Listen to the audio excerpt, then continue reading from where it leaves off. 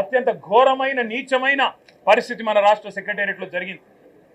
20% commission ఇయ్యందే ఇక్కడ బిల్లులు వస్తలేవని చెప్పి కాంట్రాక్టర్లు ఆర్థిక శాఖ మంత్రి ఉప ముఖ్యమంత్రి గారి ఛాంబర్ ముంగట ధర్నా చేసే పరిస్థితి రాష్ట్రంలో బహుశా ఎన్నడూ కూడా గతంలో లేదు, మరి భారతదేశంలో కూడా బహుశా ఎక్కడా లేదని నేను అనుకుంటా ఉన్నా. ఇవాళ 20% కమిషన్ తప్ప విజన్ లేని ప్రభుత్వం ఇది. ఈ విజన్ ఉంది, ఆ విజన్ ఉంది, ఏఐ డేటా సైన్సెస్ అని పెద్ద పెద్ద మాటలు. విజన్ లేదు, మన్ను లేదు, కమిషన్ తప్ప.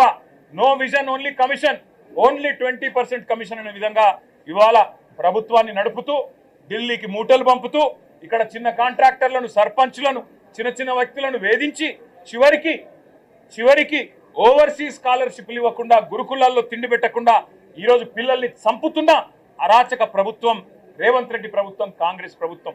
కనీసం గురుకులాల్లో ఉండే అధ్వాన్నమైన పరిస్థితుల గురించి ఒక్క మాట చెప్తారేమో అనుకున్నాం, దాని గురించి ఒక్క మాట లేదు. చనిపోయిన 83 మంది పిల్లలకు కనీసం ఒక మాట సానుభూతి చెప్పి సంతాపం చెప్తారేమో అనుకున్నాం, ఒక్క మాట కూడా వారి గురించి ప్రస్తావన లేదు. అదే మాదిరిగా ఇంకా విచిత్రం, 10 ఏళ్లలో కేసీఆర్ గారి ప్రభుత్వం ఆనాడు 4,17,000